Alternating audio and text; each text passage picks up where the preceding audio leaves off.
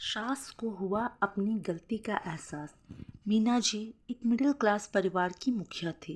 वे अपने बेटे राहुल और बहू शिवानी के साथ रहती थी। एक बेटी रीना थी जो कि शादी के बाद अमेरिका में बस गई थी। मीना जी के पति की मृत्यु के बहुत पहले ही हो चुकी थी। राहुल और शिवानी की शादी को 4 साल हो गए थे, लेकिन अब तक उनकी कोई संतान नहीं थी। मीना जी की बहू शिवानी भी जॉब करती थी, जो कि मीना जी को बिल्कुल भी पसंद नहीं था। वे जल्द से जल्द दादी बनना चाहती थी, लेकिन शिवानी और राहुल ये अच्छी तरह से जानते थे कि अभी शिवानी का जॉब करना कितना ज़रूरी है। मीना अपने बेटे राहुल से भी इस बारे में बात करती तो राहुल किसी न किसी बहाने से बात को टाल देता था। इसलिए वे शिवानी को ही परेशान करने के बहाने खोजती रहती थी ताकि वह अपनी जॉब छोड़ दे। और अभी कोरोना काल में तो मानो उनके मन की मुराद ही पूरी हो गई थी। हालांकि वे दिल की बुरी नहीं थी, लेकिन पोते की चाह में वे ना चाहते हुए भी ऐसा कर जाती थी।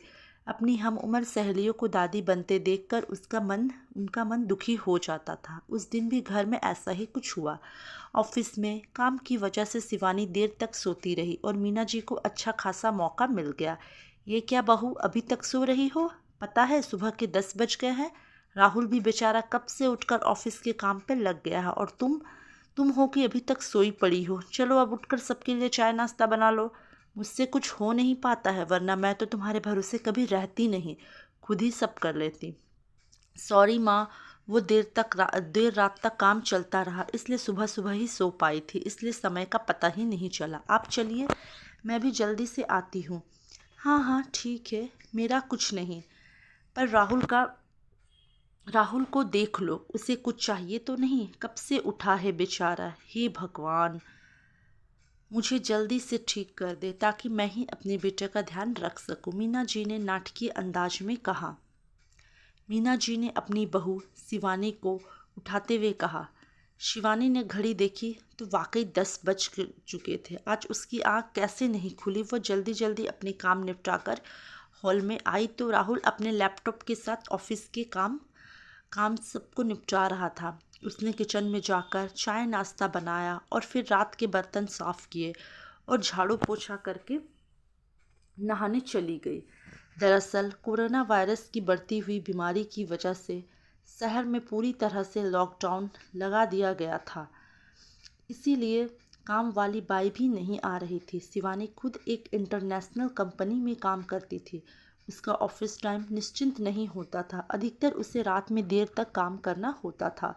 कल भी उसका काम देर तक चलता रहा, इसलिए वो देर तक सोती रही। शिवानी नहाकर आई तो देखा कि उसकी सास अपने कमरे में सहेली से फ़ोन पर बात कर रही थी। बातचीत में अपना नाम सुनकर शिवानी सास की बात सुनने लगी। अरे शारदा, तुम भी अपनी बहू को ज़्यादा सर पर मत बैठाओ। बहू को ज़्यादा उड़ने दोगी तो कल को अपनी नौकरी के चक्कर में वह तुम्हें घर की नौकरानी ही बनाकर रख देगी। मैं तो भाई शुरू से ही शिवानी की नौकरी करने के खिलाफ थी। अब करे नौकरी शौक से, पर साथ साथ घर के काम भी करे। मैं तो बदन दर्द का बहाना बनाकर बैठ जाती हूँ, नहीं तो सारे काम का बोझ मेरे सिर पर आ गिरता। मैं कोई मुफ्त की नौकरानी थोड़ी ही हूँ। मैं तो कहती हूँ कि तुम भी यही किया करो। सास की बात सुनकर शिवानी की आंखों में आंसू आ गए। वह जिस सास को बीमार समझकर उनकी दिन रात सेवा करती है, उन्हें एक गिलास तक उठाने नहीं देती। सारा दिन घर का और रात को ऑफिस का काम करके थकान से चूर होकर भी उफ तक नहीं करती, उसका यह फल मिला। उसे माना वे मेरी नौकरी के खिलाफ है, मगर यदि घर की किस्त नहीं होती तो वो कभी भी नौकरी नहीं करती। राहुल का बोझ कम करने के लिए ही तो वह नौकरी कर रही थी। खैर, अभी के मुश्किल समय में वह सास से किसी भी बात पर बहस नहीं करना चाहती थी जिससे घर का माहौल ख़राब हो, इसलिए वह उनकी बात को नज़रअंदाज करके वहाँ से चली गई। लेकिन उसकी नज़रों में अपनी सास की इज्जत ज़रूर कम हो गई। दूसरे दिन सुबह सुबह मीना जी की बेटी रीना का अमेरिका से फ़ोन आ गया। रीना की सास उसके पास अमेरिका आई हुई थी। आदत के अनुसार मीना जी जैसे ही रीना की सास की बुराई करनी चाहिए, वैसे ही रीना ने उन्हें डपट दिया।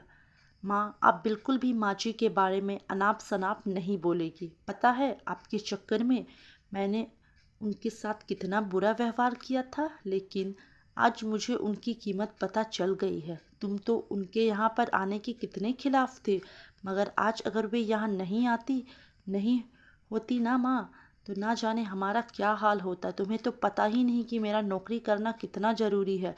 मुरैना ने यहाँ भी ऐसा कह ढाया है कि घर में ही सब करना पड़ रहा है।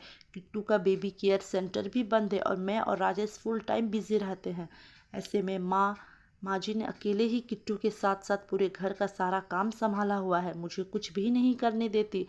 अगर वे नहीं होती तो माँ हमारा क्या होता, ये सोचकर ही रोंगटे खड़े हो जाते हैं। सच में माँ वे कोई साधारण महिला नहीं है, बल्कि मेरे लिए तो देवी के समान है। मेरा इतना अपमान करने के बावजूद। और रीना रोने लगी। उसने फ़ोन कट कर दिया। सीमा की बात सुनकर मीना जी की भी आंखें भर आई। उन्हें अपनी भूल का एहसास हो गया था। शिवानी तो वाकई उनका कितना ख्याल रखती है। उनकी कड़वी से कड़वी बात का भी बुरा नहीं मानती है, उल्टे जवाब भी नहीं देती है। वाकई अभी का समय तो एक दूसरे का हौसला देने का है, सारे गिले शिकवे भुलाकर एक दूसरे की मदद करने का है। तो फिर वे स्वार्थ में कैसे अंधी हो गई थी, इतना कैसे गिर गई थी, कैसे मुश्किल समय में अपने ही परिवार की सहायता नहीं कर सकती। उन्होंने उसी समय शिवानी को बुलाकर उसके सिर पर प्यार से हाथ फेरते हुए कहा, शिवानी, आज से घर के कामों की आधी जिम्मेदारी मेरी रहेगी। मैंने आज तक तुम्हें जो भी कहा और किया उसके लिए सॉरी। चलो अब तुम जाकर आराम करो, खाना मैं बना लूँगी। तो सास का बदला हुआ रूप देखकर शिवानी की भी आंखों में आंसू आ गए थे और अपनी सास के प्रति उसके मन में फिर से पहले वाला सम्मान वापस आ गया था। शायद हमारे जीवन में मुश्किल समय आता ही इसलिए है कि हमें एक दूसरे की अहमियत का पता चल सके। अपनी गलतियों का एहसास होने और आगे बढ़कर माफ़ी मांगने से वाकई इंसान छोटा नहीं बल्कि बहुत बड़ा हो जाता है, मीना जी की तरह।